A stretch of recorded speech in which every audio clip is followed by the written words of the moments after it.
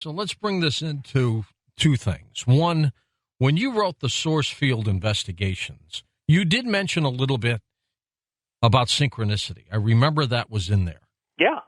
And so there's an obvious tie-in between that and today. What is your definition of synchronicity?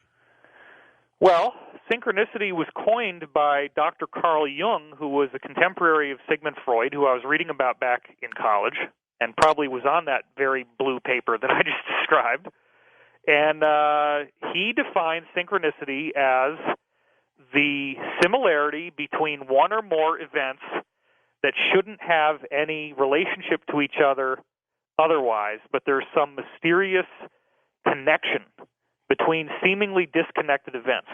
Synchronicity, for me, a lot of people keep saying, I get this question all the time, David, what about the numbers? Why do I keep seeing these numbers all the time? And I say, look, the numbers are a symbol from some greater part of you. You could call it your soul, or I like to call it the higher self, and they are awakening you to the fact that we live in a hologram.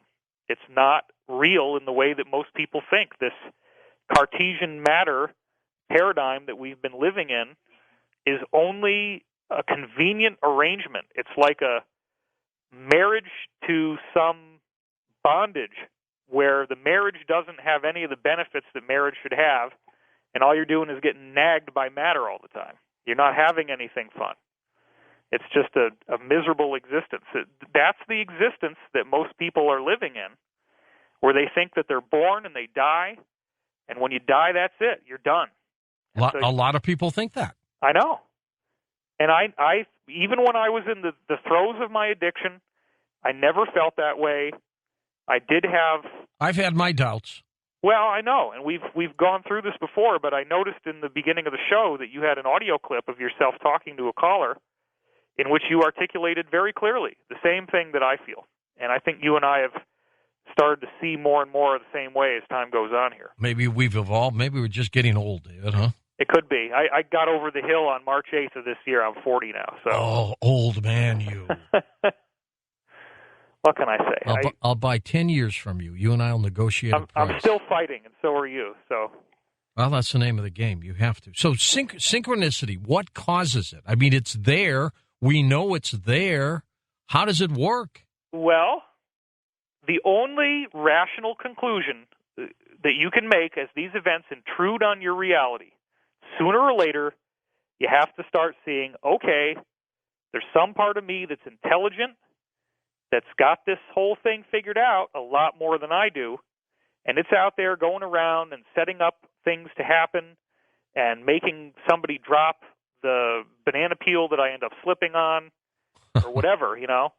There's weird subconscious coordination between people and, in some cases, with inanimate objects, including, like, you know, I mean, somebody wrote in the other day and said, I'm realizing that something as seemingly insignificant as biting down wrong on a seed and getting the seed stuck between my teeth, and that painful event happens right as I'm having this thought that I realize is a very bad idea for me to be going into. That seed was not an accident. My body was manipulated by some other part of me to make me bite down the wrong way. See, but I wonder, David, if we generate the events or if this force that's out there that creates this synchronicity generates it. That's a good question, and I believe the answer is that there is a greater force involved, and I believe that on one level the force is ourselves and our own soul. On another level, there's a collaboration with other people's souls, and we're all talking to each other on some other plane of existence. Then I think there's also higher beings that are not incarnate on Earth that are helping coordinate it, and those beings in turn are coordinating the intelligent directives of living planets, stars, and in fact the galaxy itself, because in my model it's a living universe. A living universe. It's a living, thinking universe. The universe is made of stuff that thinks. Is it a God-driven universe? A lot of people call it God. You know, that's a sort of a gender-specific term that has a lot of emotional charge for some people, but we can go with the word God. I mean, it's totally appropriate. You've been doing this for a long, long time. Are you getting answers? Absolutely. I have a dream practice, and I'm celebrating 21 years of sobriety and getting my dreams every morning, as I said, on September 22nd. And I can't tell you how many times I've had incredibly accurate dreams of future events before they happen. It's happened so many times that anybody who is a skeptic, you just have to have compassion for them because they haven't had the experience. But what synchronicity does is it frickin' kicks the door down. Hold on, David. We're going to hit the break and come right back for more on Coast to Coast AM. And welcome back. David Wilcock with us. We're talking about his latest work, The Synchronicity Key. Synchronicity. We're going to get into your calls in the last hour, and I'm sure most of you have had some events that you would call synchronicity. David, as we're talking about this so-called God function in the universe, are you saying that synchronicity is determined, or do we create it? Well, I don't know if I can answer that. You can answer anything. I mean, I'd say it's both, really. You know, it could be either one. There are some things that are determined, and there are some things that we do appear to create. There is one level in which synchronicity is very interactive, and if I have a thought that's a progressive thought, I may get a ringing in my right ear, and that's a synchronicity that tells me that I'm on the right track. Or I may get this sudden rushing sensation in my heart. Those would be like somatic synchronicities or body synchronicities. Similarly, if I'm having a negative thought, I might get like a stabbing pain or feeling like there's a little needle pricking me somewhere. And these things have been happening for a long time. So synchronicity dynamically interacts with your thoughts as you're having them, but that only covers one half of my book, and the second half, which is more academic, and we need that for the skeptics out there who are going to do whatever they can do to rip this apart. Yeah, it's like you had two different hats on. Yeah, the second half basically is showing that there's dozens and dozens of cases throughout all recorded history, all the way back to the Sumerians, and it's every chronological record of history that we have, showing that it's the same story, the same sequence of events that Joseph Campbell called archetypes, and they keep on happening. And the thing that's so amazing is how precisely they keep repeating. If I may, let me give you one example and how it relates to something that's very personal for everybody, which would be 9/11. 9/11, as it turns out, fit the logic of these cycles that I had learned about in 1999. I had been given a manuscript written by this French scholar, Francois Masson, and he was working off of this other guy, Michel Helmer, who discovered that history is repeating itself in cycles of time that are all harmonics, meaning they're all divisible into this grand number that all the ancient mystery schools and religious teachings were obsessed with, which is this unit of 25,920 years that apparently is nothing more than a wobble in the Earth's axis. But now it appears, according to Walter Cruttenden and others who support him, that it's actually our solar system is orbiting another star, and we're actually in a binary solar system. A lot of people believe that. A lot of people believe that. The Sumerians called it Nibiru, and I'm sure you've had dozens and dozens of people talking about Nibiru on this show. I didn't want to buy into the Nibiru thing for a long time, and that actually caused me to resist this idea of a binary solar system for many years. But Cruttenden just hammered it down with academic scholarship. I mean, it's one of those things where, you know, we figured out that the Earth isn't flat. We figured out that the Earth is not the center of the solar system. But we still haven't figured out that we got another gravitating body right near us that's affecting the gravitational pull of the Earth, and it's making this cycle occur. But once you understand the geometry that stars create, and that we're moving through a geometric energy field, and that geometry actually, it's almost like a CD, and as you rotate the CD, it plays a song, except in this case, we're being played by the song. And the thoughts that we have and the decisions that we make are very precisely guided. But nothing could have prepared me for the scholarship that would be required to try to advance Masson's work. Now, I inherited this manuscript from a good friend of mine, and it had some really impressive stuff. This Frenchman, Michel Helmer, in like 1961, predicted that in the year 1968 that there would be a massive revolution in France, and he was able to get it down within just a few days of when it happened. And the reason why he knew it was going to happen was that he had identified that French history was repeating itself precisely in a cycle that he had found that shows up all over the place that's exactly 1/4 of an age of the zodiac. Now, the age of the zodiac is one of the core mysteries. He showed that Roman history and American history keep doing the same things over an age of the zodiac. So, you know, I heard about, obviously, that we're in the age of Pisces. We've just moved into the age of Aquarius. But everybody kind of laughs at that, and they say, oh, these cycles, they don't mean anything. You know, a lot of people say that. Age of the zodiac, that's nothing. Well, it turns out that the knowledge to understand that time is a fractal and that time is cyclical rather than linear was encoded in over 30 ancient cultures around the world. They were given this knowledge apparently by gods, as they called them, these human extraterrestrials who visited them. And these gods could have told them anything they wanted, but this is the one thing they kept saying is the most important thing you need to know. Learn about the cycles.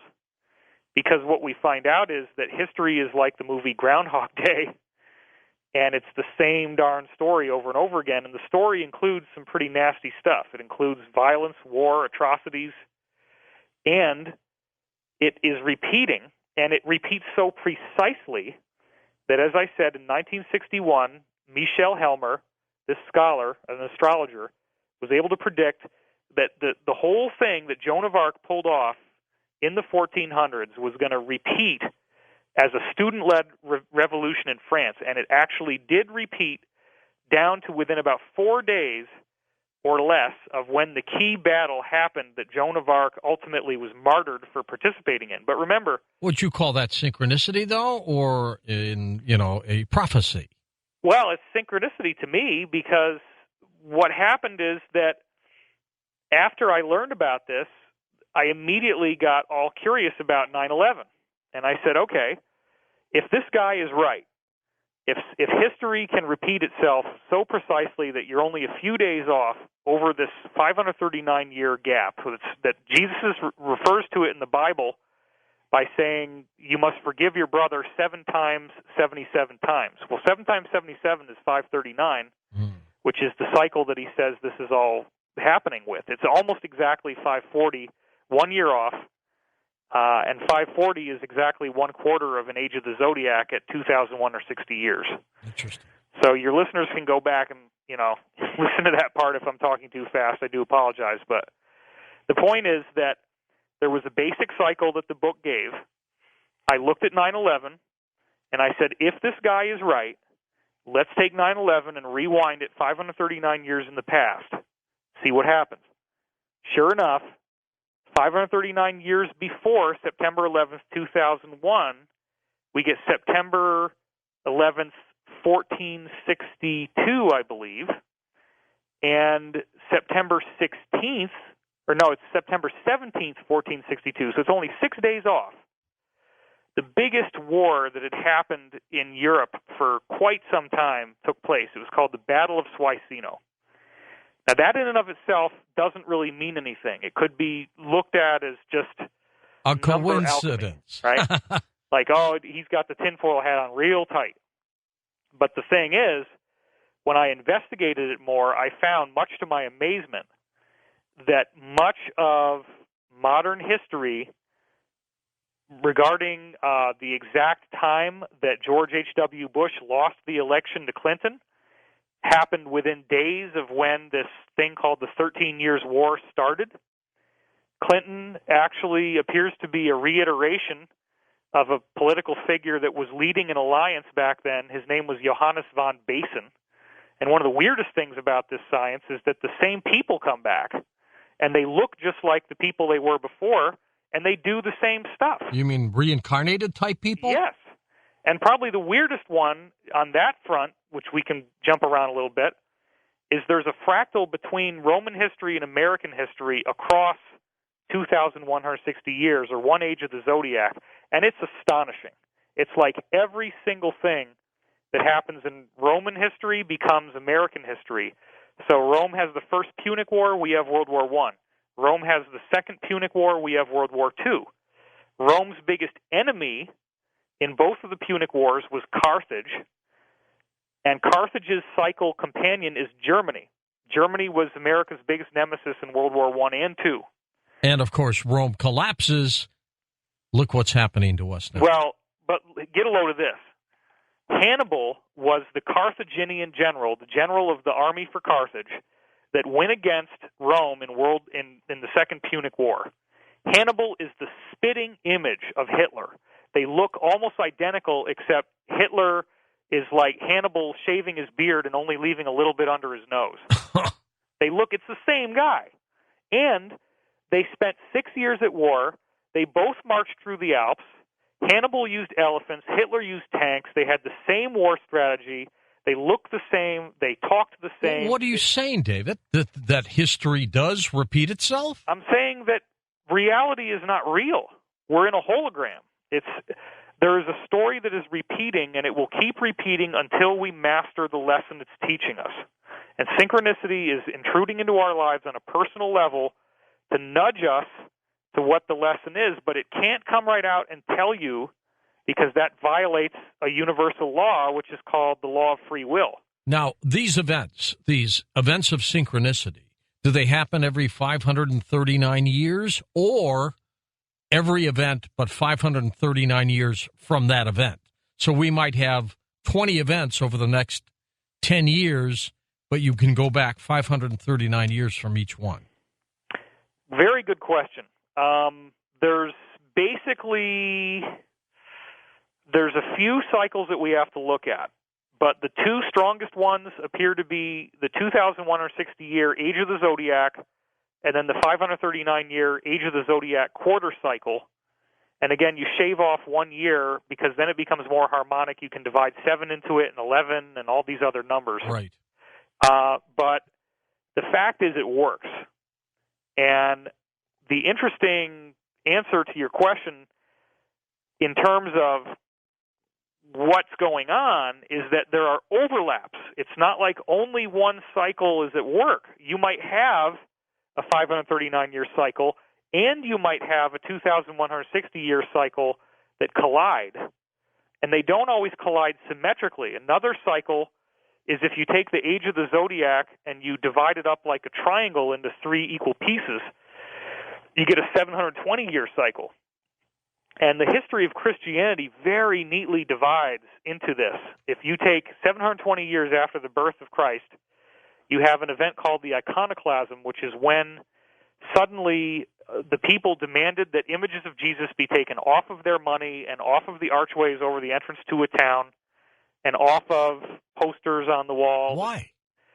Because they didn't like the fact that the government was using Christianity to create a government-sanctioned religion and a military crackdown in the name of God. And the iconoclasm was when the government severely tightened its grip and used religion to cause this to happen. Then you go 720 years again forward in the future, very precisely.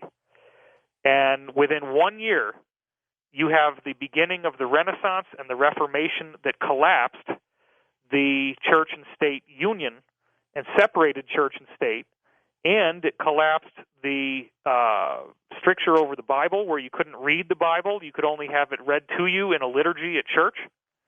And it also led to the development of science, which up until that point had been literally kept under martial law by the government, which was the church. The church would not allow you to develop scientifically, and that all broke down on this 720-year cycle. And interestingly enough, just on that point quickly, there is a totally independent Russian researcher named Anatoly Fomenko, who's working off of another Russian researcher named Morozov. Morozov came out with this same discovery about cycles of history back in the early 20th century, but he thought that it meant that history was faked by the chronologies, and that the people writing up the histories were just basically running out of ideas, and they kept using the same script over and over again because they wanted to fill up pages or something. I mean, I never really felt like that theory made sense, but this guy Fomenko, he's a hardcore scholar, and as I reveal in the book, Synchronicity Key, Gary Kasparov, who was one of the... Great chess player. Yeah, the number one chess guy, right? Gary Kasparov is totally into these cycles of history. He says there is something here that is very profound and requires our attention because all of written history is doing this. And what I show is that the biggest cycles that Fomenko found, there's a series of 4 of them, and it's in a big graph towards the end of the book. And all 4 of these cycles are almost or exactly 720 years apart from each other. So the 720-year cycle that these French guys talked about, which is exactly 1/3 the age of the zodiac, was independently discovered by a totally separate guy who had no idea that it was connected to ancient mystery teachings or cycles of history that were predicted by the gods or any of that stuff. He thinks that it's all people that were messing around with the history books because they were bored and they wanted to fill up pages or something. Well, let's assume that's all correct, David. And we have these kinds of cycles with events occurring, similar events. Again, though, is it us? Are we the ones developing this? Or is there some other force doing this to us? Well, okay, it's an interesting question. Or is that I don't know answer? Well, the question in and of itself is based in Cartesian logic, which says that there is an I and a them. And the new science says there's only identity. The whole universe is awareness.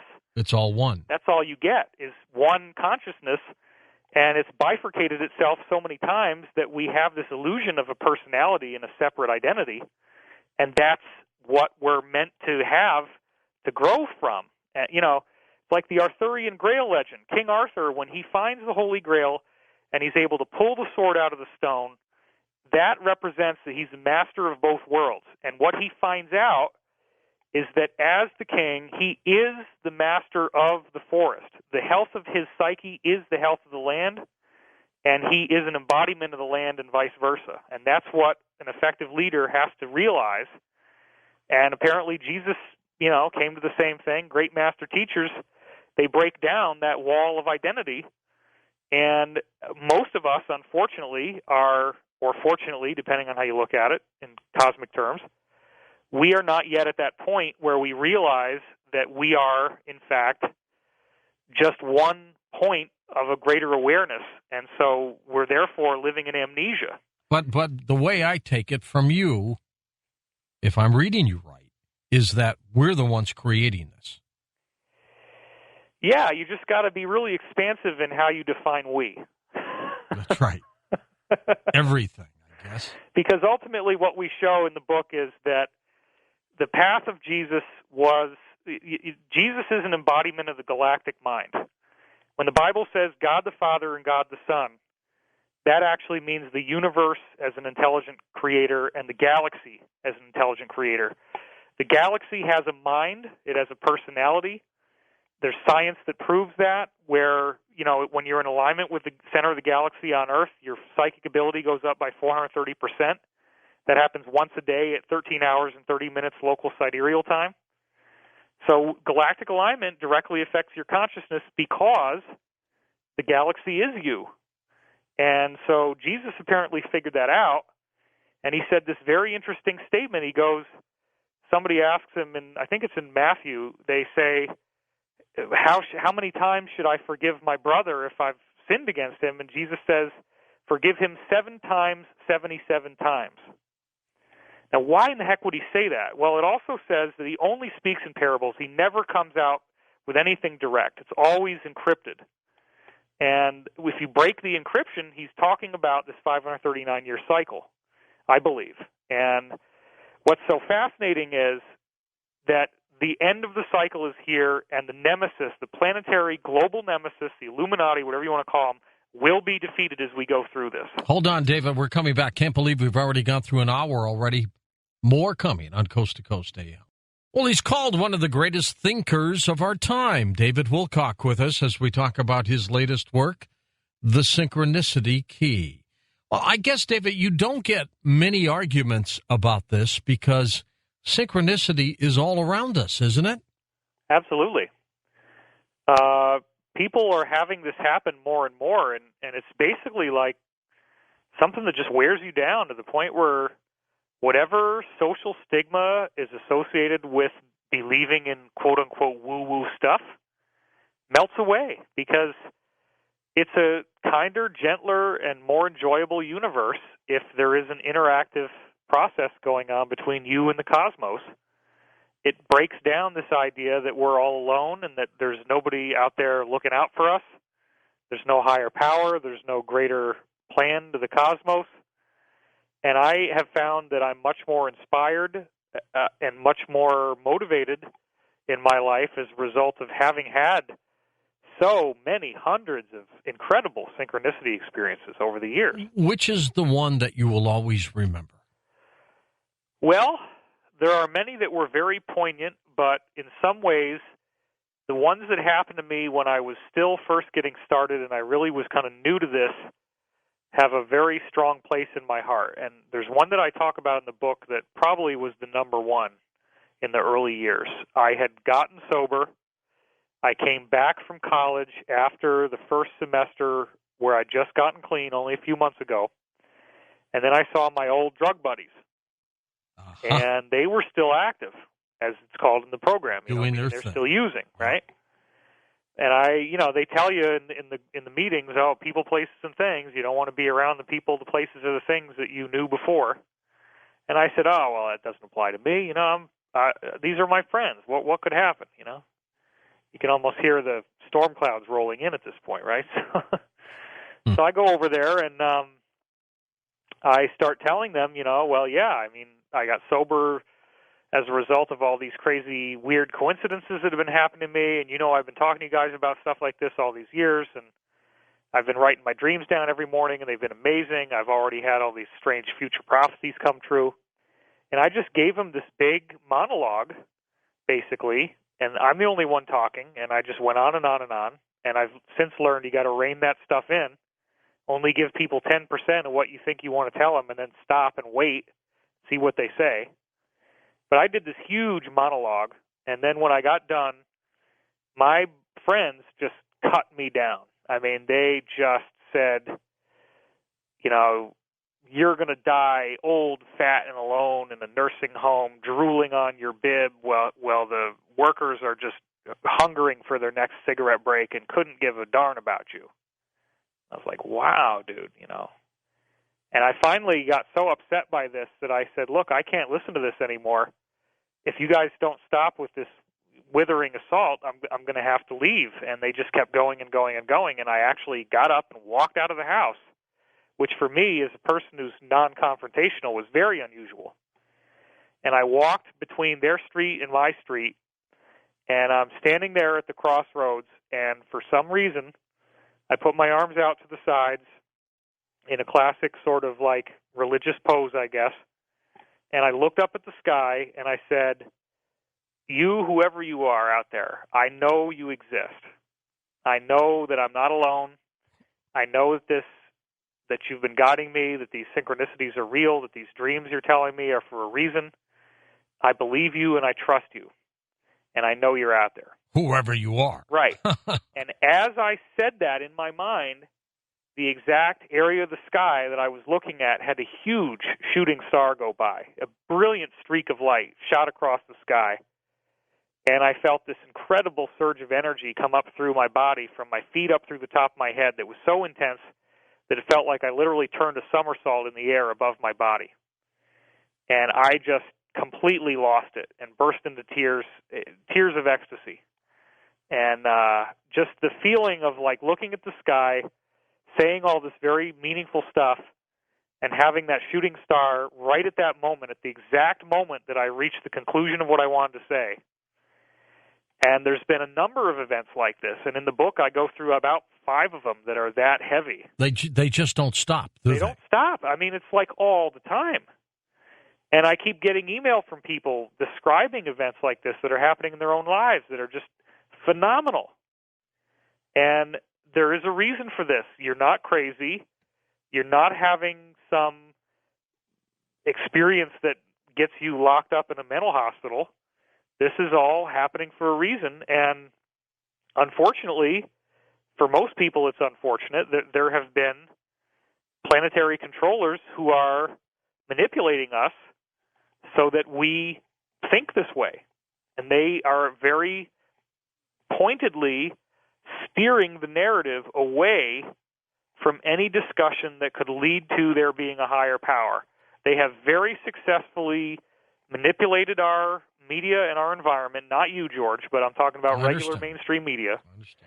They've manipulated the media to say that if you are scientific, if you are smart, and if you have any real credibility, you don't believe in any of this stuff. And only people who believe in this stuff they smell bad and they don't shave.